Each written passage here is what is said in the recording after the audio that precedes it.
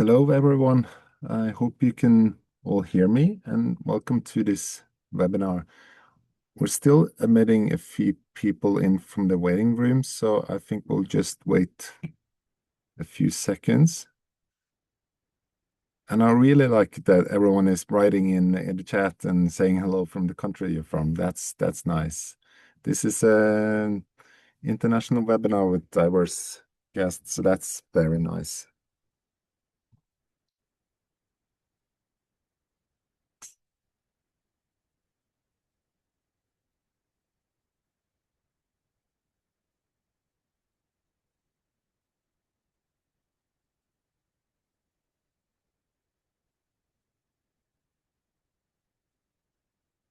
So, okay, so I think we could just start now. I hope everyone sees my screen now, and Catalina, you will continue to admit participants, I guess.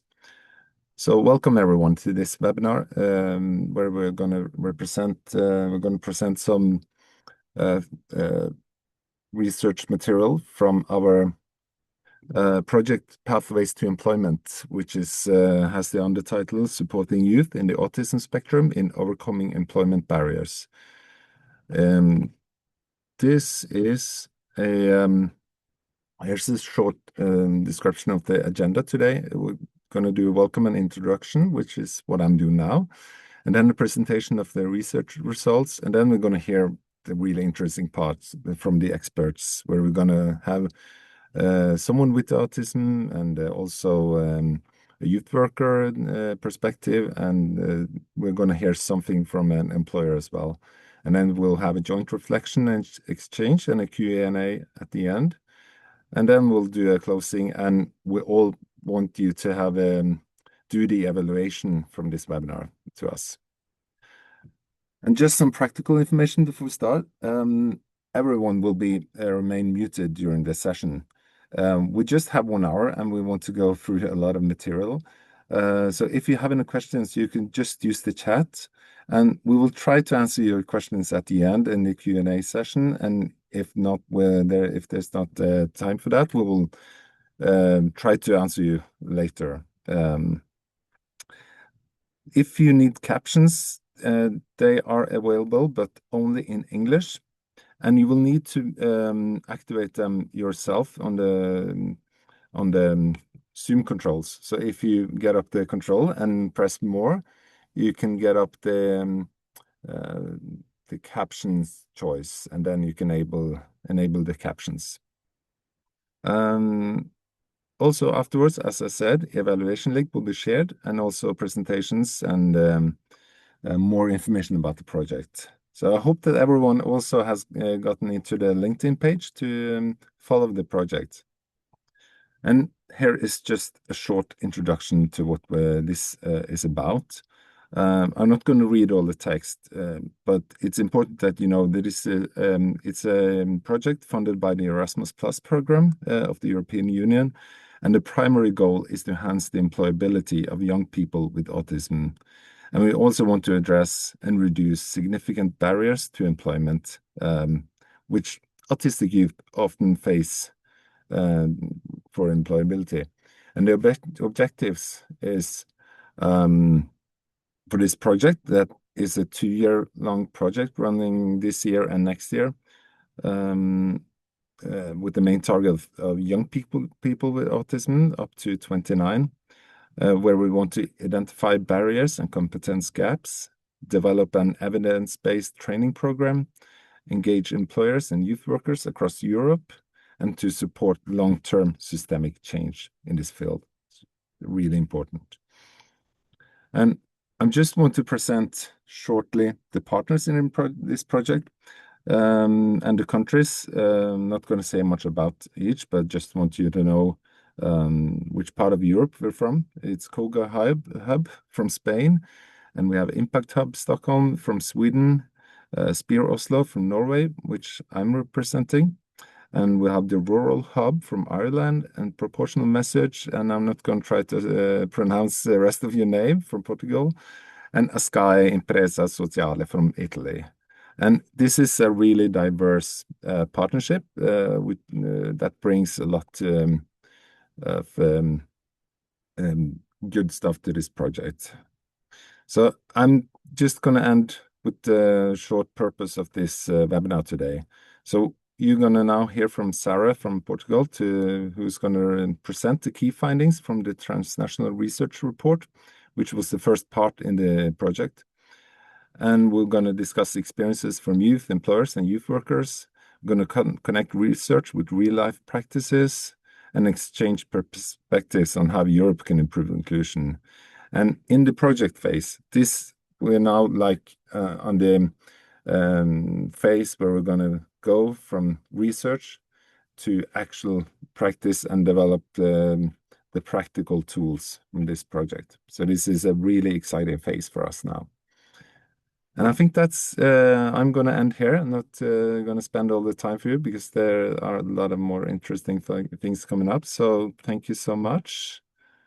I'm going to stop sharing now, and I'm going to hand the floor to Sarah. Thank you. Thank you, Andreas. Hello, everyone. Good afternoon. Welcome to our webinar. I will start by presenting the findings from our PT research report, which is based on the findings on employment barriers for autistic youth, like Andreas has already mentioned in the presentation. This report was based on 3 phases. We started with a desk research searching for best practices across all of these 6 European countries, which then allowed us to guide a field research where we collected quantitative and qualitative data from surveys and interviews across Europe. And as a conclusion, we were able to identify 10 main barriers to employment from our specific target group, autistic youth, and 6 competence gaps. Today, I will focus a little bit more on the research, on the field research and the surveys and interviews. Our goal was to reach 120 participants across Europe, 60 young persons and youth workers, and 60 workers and HR managers. Our methodology was based on online questionnaires and in-depth interviews with semi-structured scripts that we developed based on the best practices identified earlier. Here we can see the numbers we reached. In the left graphic, we can see the numbers per country, and in the right one, we can see the total number by target group. And as you can see, we achieved and surpassed our goal. We reached 131 participants across Europe. This project is very unique because we want to look at the same problem, the thematic of inclusion in employment, from 3 different perspectives. We wanted to hear from the youth with autism themselves, the barriers that they live in their direct experience, and what are their actual needs to improve their success in the job market. We also wanted to learn from youth workers, any professional who's working with the youth themselves or with the companies to support inclusion on their day-to-day work and how we can help them improve these statistics. And finally, inclusion is a 2-sided quest, and we wanted to listen to the companies, to the employers. We wanted to understand how they're trying to build more inclusive teams and what is their business reality, what are their limitations, and what is working for them. So before we reach the 10 employment barriers, I wanted to highlight a few of the biggest feedbacks from each of the target group on this problematic, which is the employment gap. From the youth, we heard that after being hired, many young people still don't get enough long-term support. They mentioned that mentoring and follow-up are rare, and this makes them feel alone and unsupported. From the youth workers' perspective, we understood that stereotypes and lack of accurate information is still making employers afraid or unsure to hire these candidates, and also it is making them feel excluded. And finally, from the company perspective, we understood that many companies still feel unprepared. They feel like they are not aware of the communication and sensory needs of this target group, and this can sometimes struggle to support the transition to independent work. So based on our feedback on the 131 persons interviewed and surveyed, we were able to reach these 10 main barriers to employment. Today, I will not have the time to discuss all of them, but we encourage you to go and see our report, which will be on our social media, and we will also be sending you via email, and you can see all of them in further depth. But today, I just wanted to mention 3 of the main barriers that we believe are some of the most critical in this situation. The first one, limited employer awareness and understanding of autism. Like I just mentioned, it was a common feedback from all target groups that they feel there is still a lot of unknown information, misinformation that leads to mischaracterization of this target group, and often a lot of conflicts without a necessity. The second main barrier I'd like to highlight is non-inclusive recruitment processes. Unfortunately, we are still very dependent on traditional recruitment processes, on interviews and CVs, and this can often exclude candidates on the autism spectrum and just neurodivergency in general. And finally, number 7, insufficient support, both from school to work transition and also after hiring. The youth really highlighted that they feel a lack of support, that they feel lost and alone in these situations. And these are the main ones that we would like to focus for our next year, the final year of this project, to complete a program directed at youth where we can help them reach these main barriers. Following these barriers, we also wanted to highlight professional competence gaps. These are skills that we believe we could help these young people develop in order to increase their chances at employability in Europe. And again, I don't have time to go through all of them, but I wanted to highlight the two first ones. So the first is communication and self-advocacy skills. This is a critical aspect in order to have good teamwork and to have a long-lasting partnership with companies. And in second place, emotional regulation and stress management. This is also critical for the success of any worker, and it is something we believe we could help our target group with. Now that I've mentioned some of the biggest challenges and barriers that we have been able to find with our research, I wanted to bring some of the suggestions and practical tools that we have also learned in our report.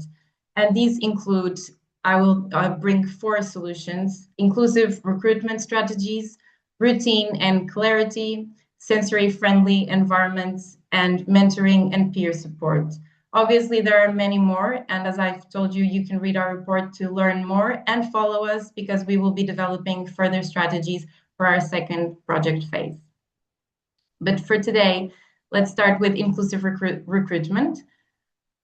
We understand that the companies rely a lot on interviews and CV-based recruitment, and obviously they cannot change this drastically. But we wanted to bring some practical strategies in order to adapt these recruitment, traditional recruitment styles. So, for example, some of the main feedback we received was that you could share questions, the format of the interview, the schedule in advance. This really helps our candidates because they feel more prepared, they feel less stressed and less anxiety. Also, if you allow extra time for the interview. We received direct feedback, for example, from a young person in Portugal who claimed that during an interview, they offered a short break, 5 minutes, and that this really helped them to self-regulate, to maintain calm during the interview. And it is a very simple best practice you can implement easily. And finally, use clear, concrete job descriptions that list tasks, schedule, and work environment instead of vague soft skills lists. You should be as direct as possible with your vocabulary.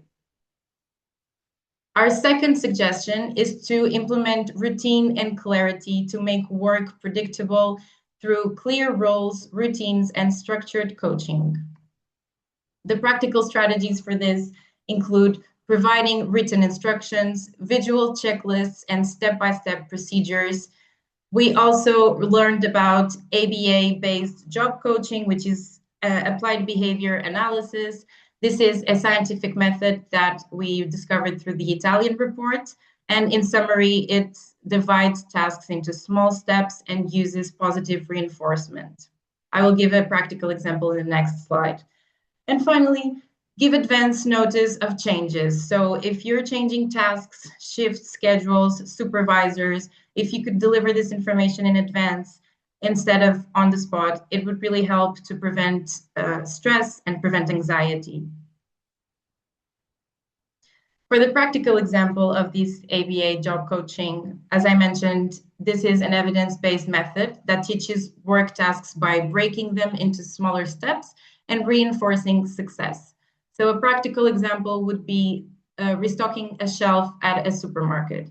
Instead of going to an employee and saying, I need you to restock a shelf, what you could do is apply this methodology. So firstly, you would break it into direct instructions that you could even print out or write. For example, check stock list, collect products, place on correct shelf, turn labels forward, and check expiry dates. After you provide these instructions, you should model the intended behavior. So you should execute the task like you would like it to be executed. And then you should rehearse with the employee as many times as necessary until they feel confident with this task. During these rehearsals, you should provide feedback, obviously constructive criticism where necessary, but especially positive reinforcement to ensure that they are feeling confident of this task. This is just a very simple example, but that we really appreciated from the Italian report. Our third strategy suggestion would be sensory-friendly environments. This could be adapting the physical environment to reduce sensory overload by, for example, adjusting the lighting, the sound, the visual clutter of the work environment, or, for example, offering quiet rooms, noise-canceling headphones, and flexible break policies for self-regulation. We had a great example for one of Portugal's largest retailers, Jerónimo Martins. They mentioned that in Madeira, they adjusted the store lighting to better accommodate a neurodivergent employee because it was too stressful and sensory overloading for them. And this was a win-win situation because it also made the store more comfortable for neurodivergent customers, not just for the employee.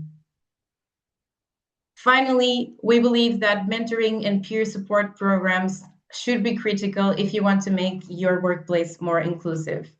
You could do this by creating mentoring and buddy systems for ongoing support, for example, up to 18 months after your employee has been hired, or even further if they require so.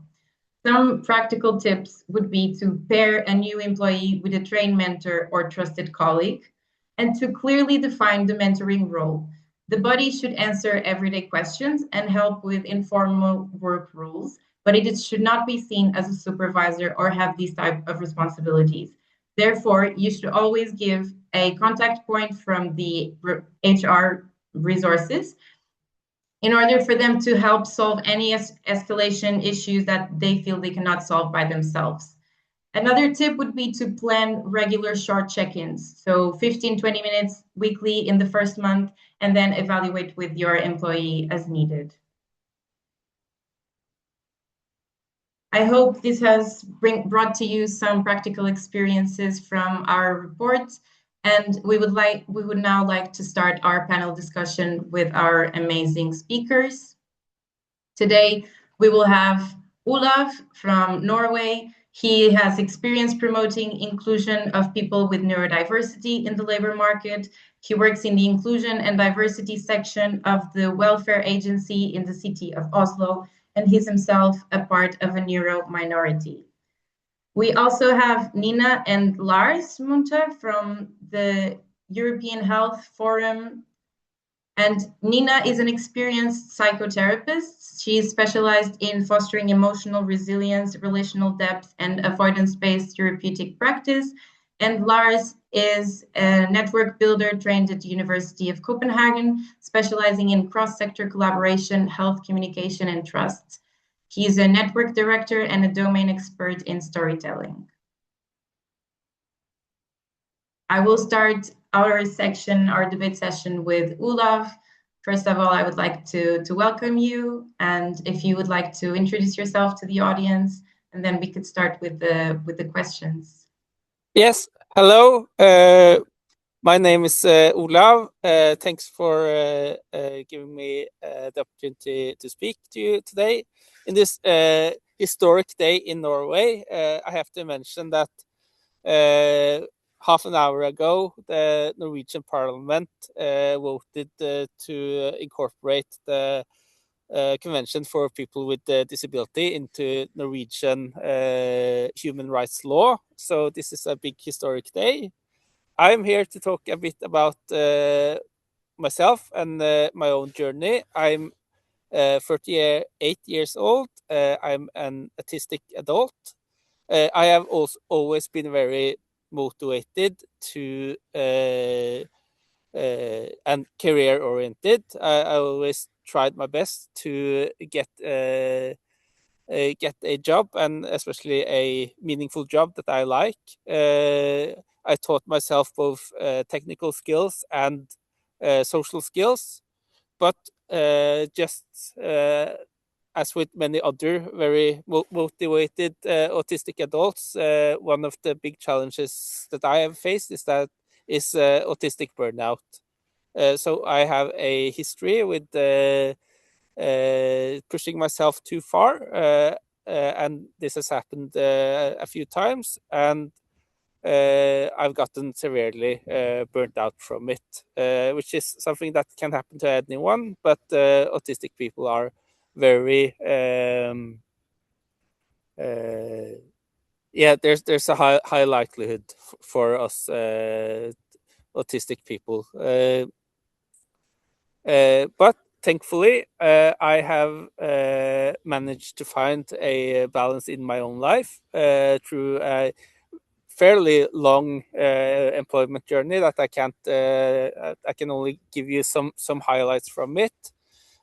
In 2017, I was in a participant in a documentary series about young autistic people in Norway outside the workforce, and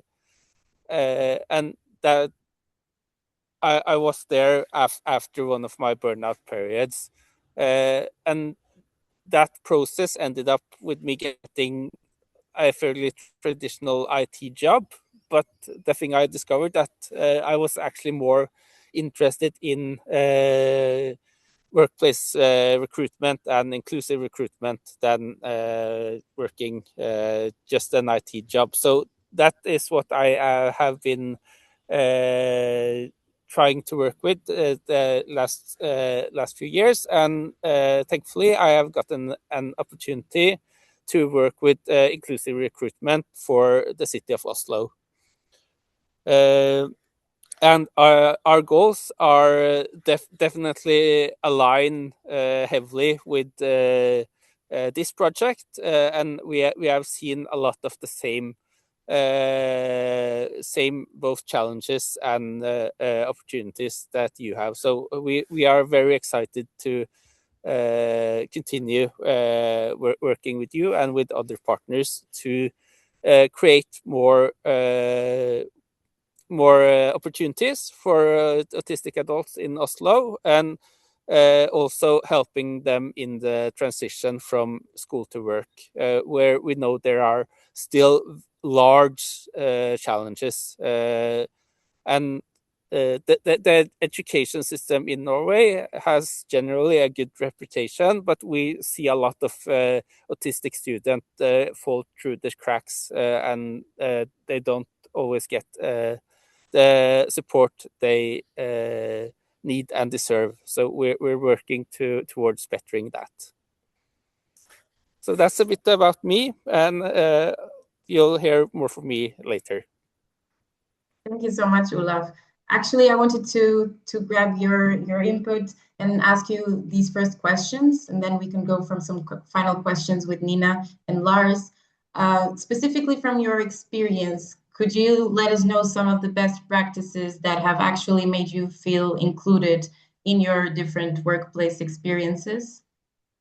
For me, the people at the workplace actually matter more than the practices and policies there.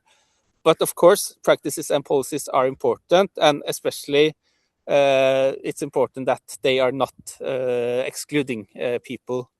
But to me, the biggest factor for actually feeling included is to feel useful, to know that what I do in my work is actually valuable, and to have my colleagues tell me that and reinforce that. Perfect. When we met you in Norway, you also mentioned the ability, your company gave you some flexible time schedules to leave and start your workday. This would also be a good practice that you've enjoyed having. Yeah, yes, absolutely, and I think that is something as many employees as possible should have the possibility to do, as long as you can fit that within the framework of whatever place you work, whether that is in a municipal government or a private company. I also, another thing that has been very important to me, to find a balance in my life and work the function as highly as I do now, is that I have gotten a partial disability pension, which means that I don't have to work a full-time job, and I've gotten a lot of flexibility to actually find the hours that works for me, the hours I actually do work. Perfect, thank you. And I wanted to grab what you just mentioned about the school to work inclusion and transition, and pick up this third question I have here. So if you could please let us know, in your opinion, what should be prioritized in this transition from autistic youth from school to work. What has been your experience? What works best? Well, we are also in a research phase of the work we do, so we don't have all the answers. So I'll answer based on my own personal experience and the other autistic people I know. We know that school is one of the most stressful environments that you will meet in your entire life, and I think having the ability to go to a class where the classroom does not contain too many sensory issues, and maybe have a smaller class size, but still getting to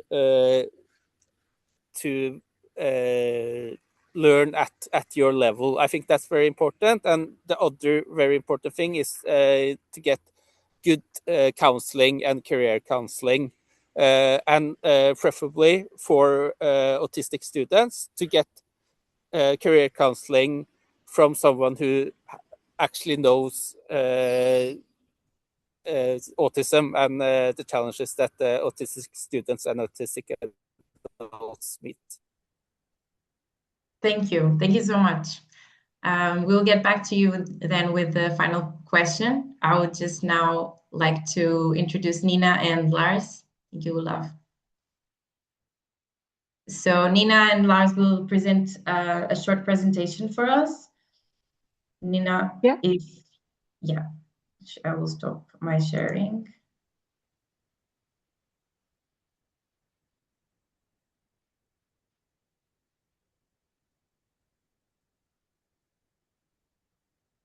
Well,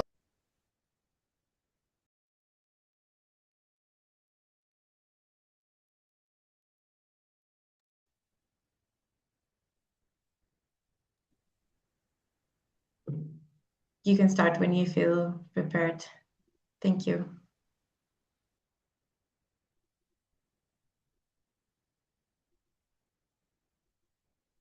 Now I'm sharing your screen, Nina, with your presentation. I think you're okay, can you hear me? Yes. Yes, okay. I think Lars wanted to say something before, but never mind. He was muted in some way. But Thank you, Olaf, for your insights into the work that you've been doing and your lived experience on how to be included in a workplace. I think it was really useful also to hear your perspectives on this. So we are from Lars and I are from the Nordic Wellbeing Academy. We work a lot with different European projects, and one specific project is about inclusive workplaces, where we initially focused on Ukrainian refugees. But when we talk about inclusive workplaces, we talk about workplaces that are inclusive for everybody. And you can swap to the next slide, please. So this is the project. It's called Isriven. It's a very not very easy word to pronounce, but you see the shortage for innovative solutions for refugee integration and crisis mitigation in the EU member states. So here we have a social innovation in practice, how to help Ukrainian refugees to better to be included in workplaces in different places in Europe. You can swap to the next slide, please. So if we talk about inclusion at workplaces, why is it important? And why is it important? Why do we talk so much about it right now? We have a workforce that is really under pressure right now, and we need to do something differently in the workplaces. We want to focus on workplaces where empathy, support, and opportunity extend to all. And when we think about success, we think about success that is for everybody. So if one is successful at the workplace, it's suddenly a success for everybody. Yes, please, well. So what we did initially is that we gathered a lot of HR professionals and psychotherapists and psychologists on a workshop this summer. And we started working with strategies on how to build more inclusive workplaces. So we wanted to include all sorts of vulnerable groups, because all of us are vulnerable. All of us are patients at some point in our life. All of us are vulnerable at some points in our life. We might go through a divorce, we might go through a crisis, or we might experience serious illness. But in some way, we are all vulnerable in parts of our lives. So we wanted to focus on workplaces that are have a policy where it's written in that no one should be treated unequal. So we wanted equal opportunities for everybody to grow and thrive at their workplace. Yes, please switch. So first of all, we wanted to do the strategy about inclusive workplaces, and then we wanted also to focus on another strategy which Olaf also mentioned, is how do we onboard, and Sarah also mentioned, how do we all onboard and how do we retain people on the workplaces. So what is important in this strategy is that we want to build the onboarding on confidence and belonging and a long-term success. It's not just useful to have a help in the beginning of your employment. You need to get help in the long term, and that's in very, very different situations. So it could be personalized onboarding, it could be the trained body that Sarah mentioned also, but it's also about having accessible communication and communication tools that help the workplace to take care of everybody. It could be a group or a community or a team in the workplace that talks about well-being and have well-being at the agenda, like a well-being check-in in the beginning of a meeting, or also a workplace where every employee can see that they have a future here. There's someone that takes care of me, and I take care of other people also.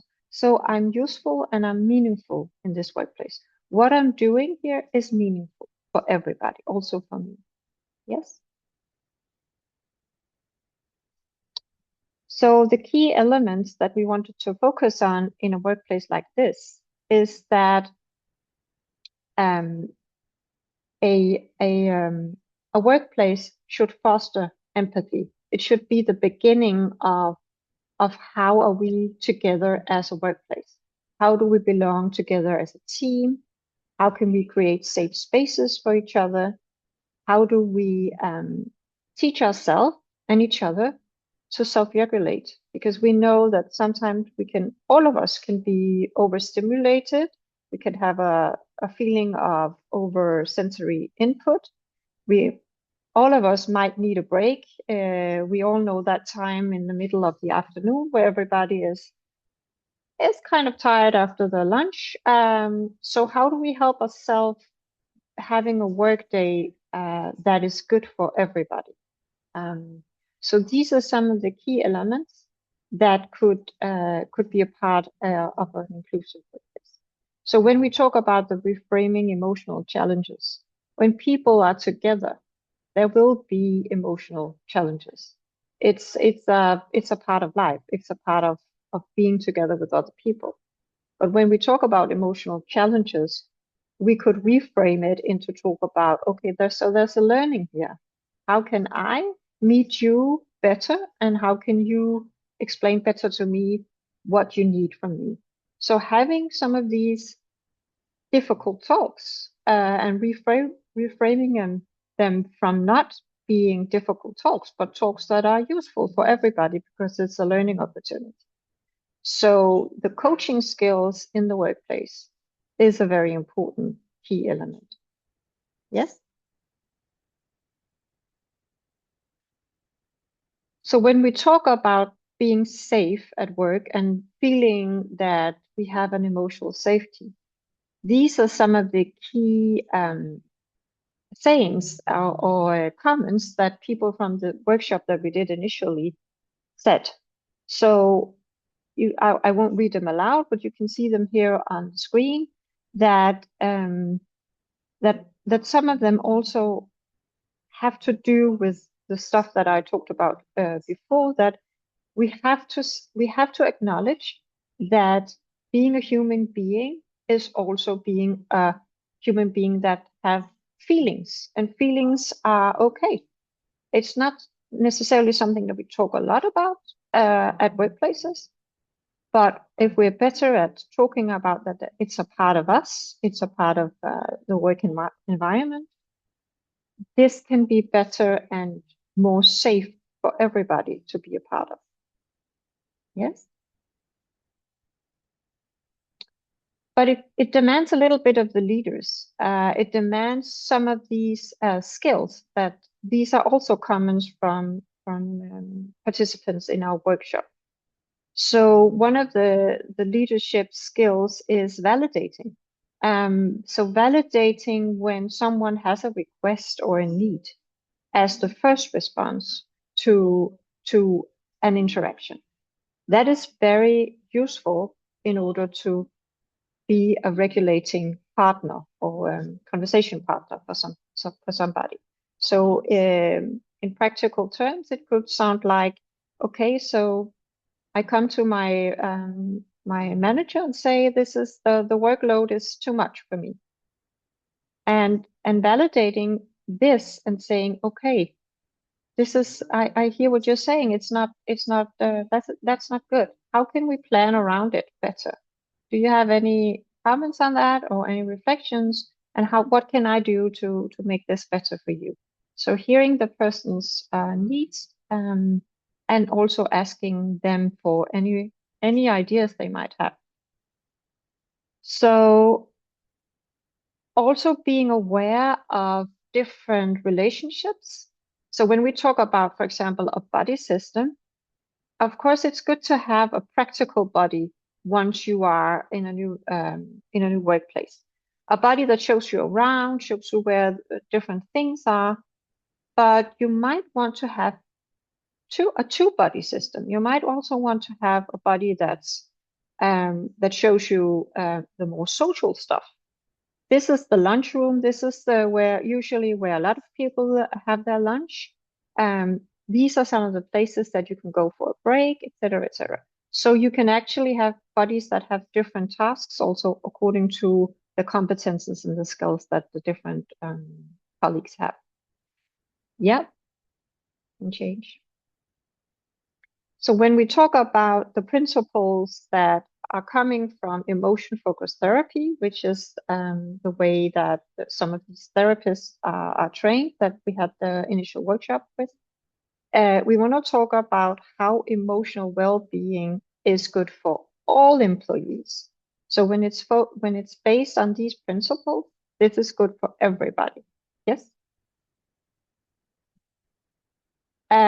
We know that when we are focusing on the emotional well-being, we know that it drives performance, retention, and trust. And vulnerable groups, of course, benefit most, but everybody actually wins.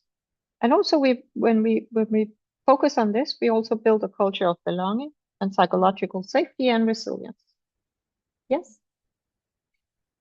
So we have the design principles, and I can't really, don't have a lot of time, so I'll just try to be quickly about ending this. But what some of the design principles are here? We wanted to focus on how to be more emotional aware and how to be better at coaching in the workplaces, but also how to communicate better and also communicate better about relationships. And we also want to focus on how to be a growth-oriented emotional in our development. And we also want to focus on the belonging, the safety, and the ability to actually express what you feel. And the self-regulating part is a toolkit which we have some recommendations for also. Yeah. And these are some of the possible team action steps that you could take. You could take managers that are trained in emotional coaching. We could use reflective listening as a standard. And we could use coaching to turn emotions into actions. We could have open emotional expression without judgment. And we could also foster a culture where mindfulness and resilience and some of these visualization tools are a part of the workplace. Yeah. So when we bring it all together, and as a closing remark, we can actually strengthen retention, performance, and belonging, and organizational reputation. So caring for emotion is not just a soft skill, it's actually a core business strategy. And the very last slide. So these are some of the next steps that you can take. And I think in the chat that if you want to look at our report, you can just give us in the Google form your mail that Lars just shared in the chat. And then you can get the entire report with all the good recommendations and ideas and tools. And that's it for me. I hope that I didn't overdo my time. Perfect, Nina. Thank you so much. I have some few questions. Maybe now I'll ask them to Lars, so that we can have his input.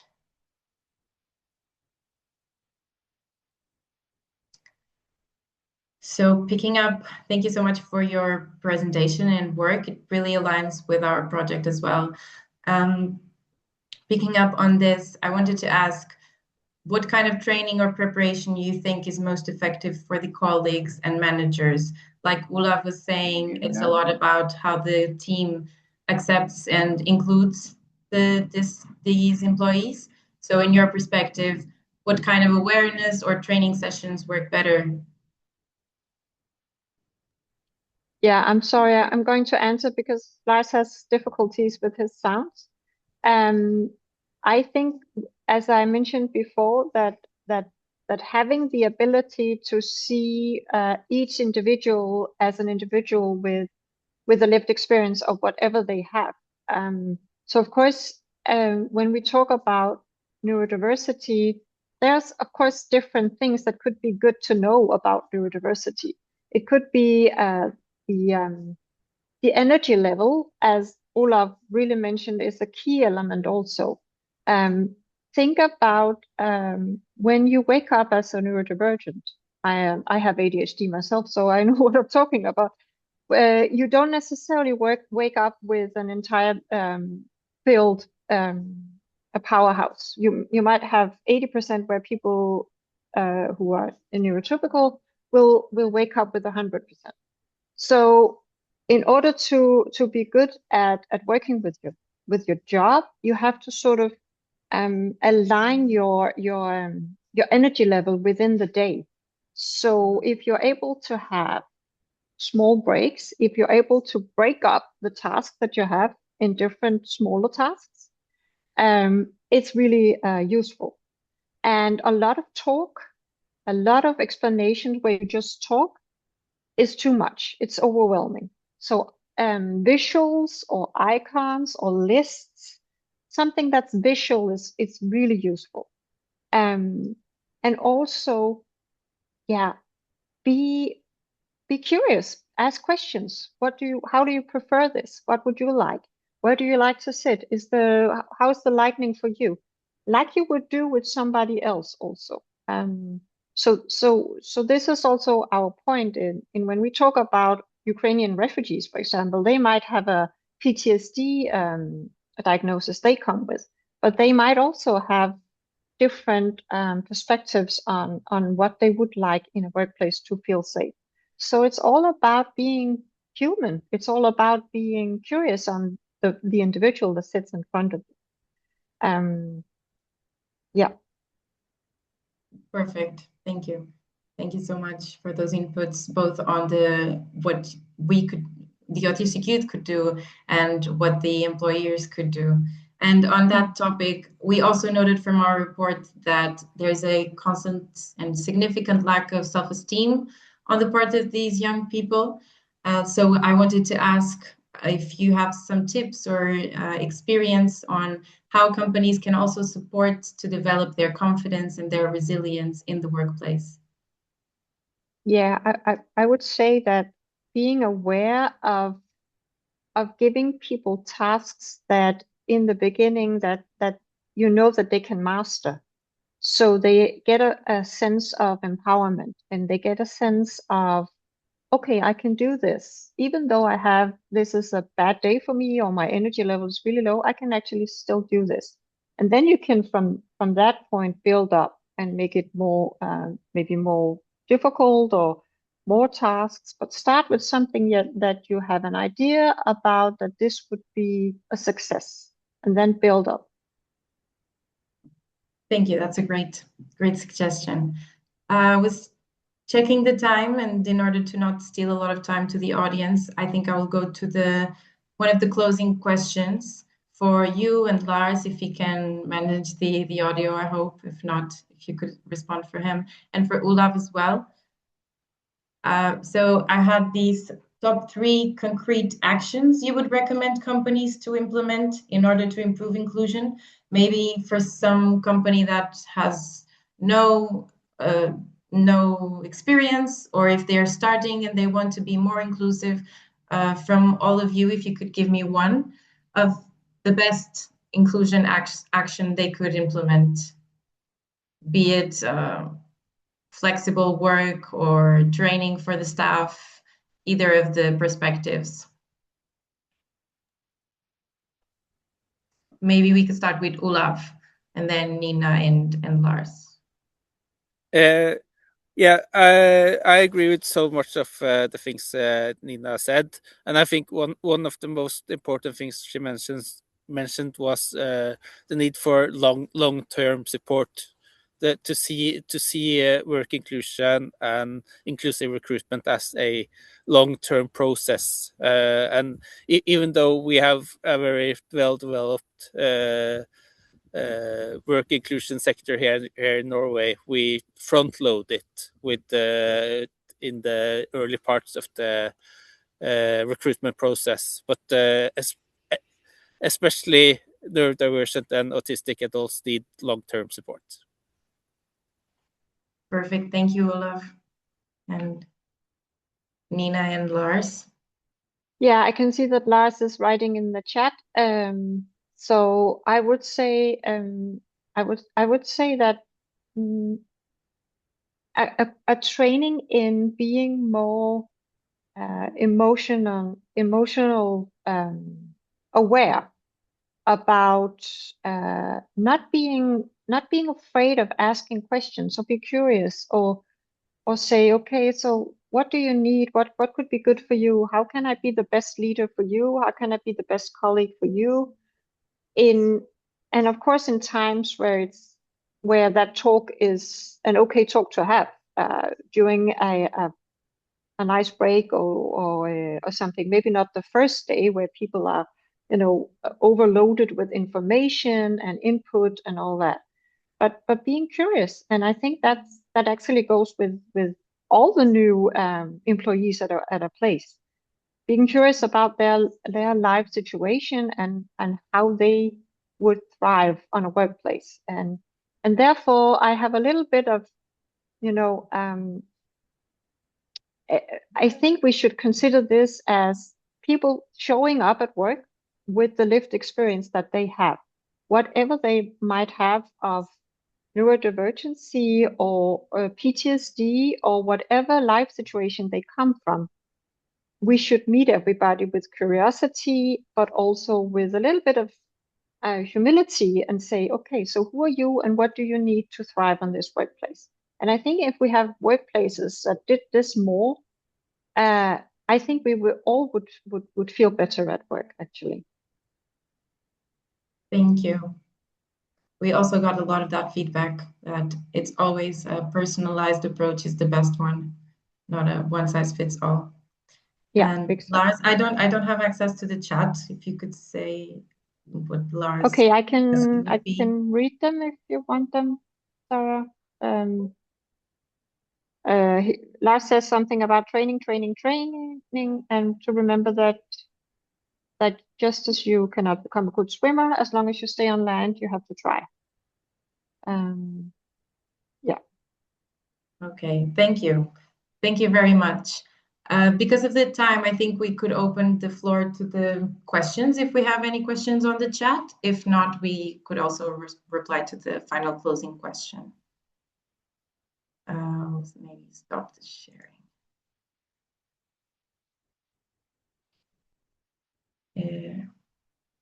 Catalina, do we have some questions? We have one question in the chat. In your experience, if any, is there a cultural component for enterprises and their different approaches? And this is a European partnership, so I'm sure there are very different experiences as well.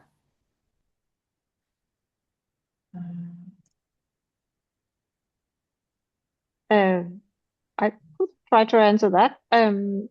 I would say that in the Nordics, there's been a lot of focus on neurodivergency, and also about late diagnosed, especially ADHD in women.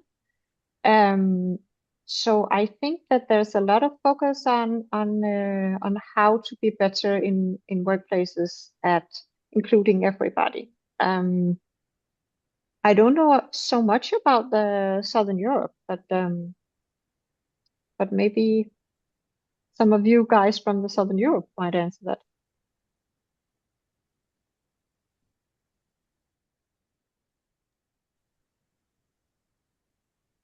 So actually, Lars also replied that there are, yes, many different cultural differences. So there are no key challenges, but the corporate culture and the lack of experience are the more important. Yeah, exactly. Thank you. So this was the only question, Catalina? Then yes. Maybe I will ask the final question, which was, for you, in your experience, what are the most common mistakes that the companies make in these regards? Something that they could avoid, maybe, and go straight to the best practices.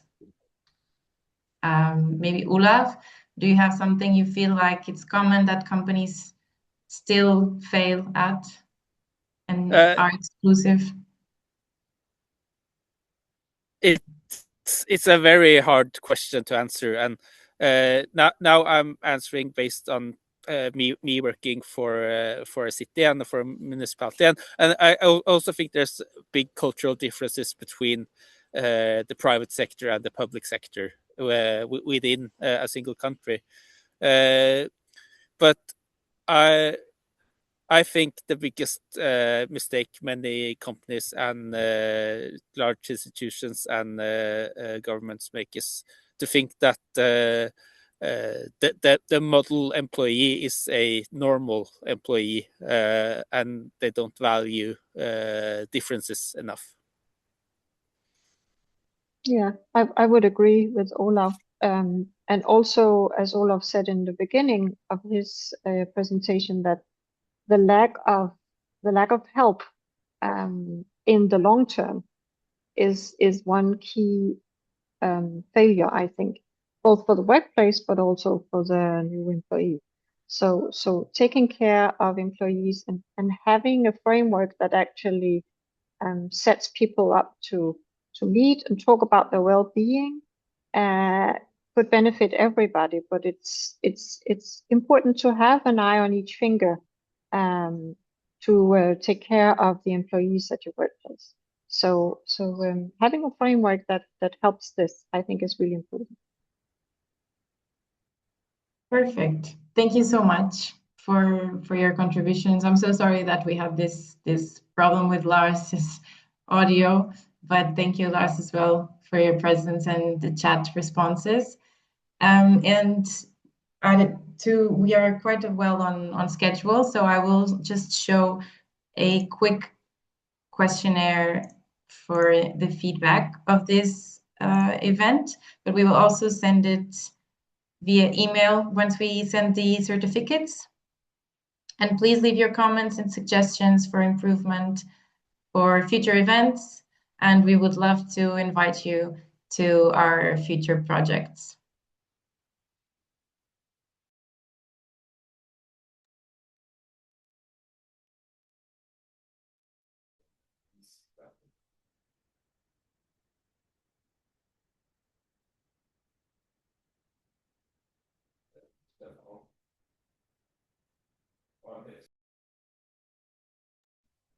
Sarah, I see a question from Gabriella in the chat.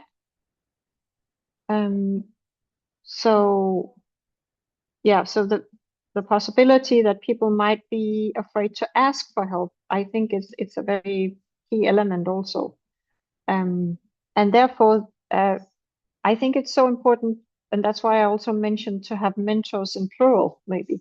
So when you have mentors that the new young professional can relate to in some way, if it's just one person, then the chemistry might not work. So if you have two people with different roles, it's easier to it's a better possibility for them to actually maybe feel safe with one of them and then be able to ask for help. But otherwise, a written questionnaire of some sort or any way of getting the information out is really, really useful. But it could also be someone else at the workplace that might have a good relationship with the new employee. It doesn't necessarily have to be the mentors that are assigned for this specific task. So everybody has responsibility for everybody at a workplace. If you have a workplace like that has this connection, I think we are very much ahead of securing that people feel emotional safe. So that would be my comment to it. Yeah, if I can quickly piggyback on that, a really cool thing we're doing in Oslo is that you can also get a mentor that works somewhere else in the city than you do. So if you want someone to talk to, that's not part of your regular colleagues, which adds a sense of extra security. I have one of those, and it has been very helpful. Did it work like a network? an outside network that you can register, for example? It could be. It depends on what the community can offer also and what the resources are, but it could be a network where people feel safe. I think one of the key elements is, do I feel safe to tell something that's vulnerable for me? And how do you work with trust? We start working with trust when when all of us dare to talk about our emotions and dare to talk about what scares us or what we're vulnerable about. So we had to be role models in the workplace in order to get the conversation started. Exactly. Thank you so much. I don't think. Thank you, everyone. I have sent in the chat now the feedback form and also our website. So we will have the recording of this webinar and other resources there if everyone wants to follow us as well. Thank you, Sarah. Thank you so much for everyone for joining. We hope you enjoyed this session. It was fruitful. Thank you again to Olav and Lars and Nina. Thank you so much for your participation. It is critical that we have your input, your expertise, and we hope to collaborate in the future. And to everyone else, have a great afternoon, and we will stay in contact. Thank you. Bye. Thank you so much, Thank you everyone. all. Thank you all, Bye. everyone. Have a nice day. Bye bye.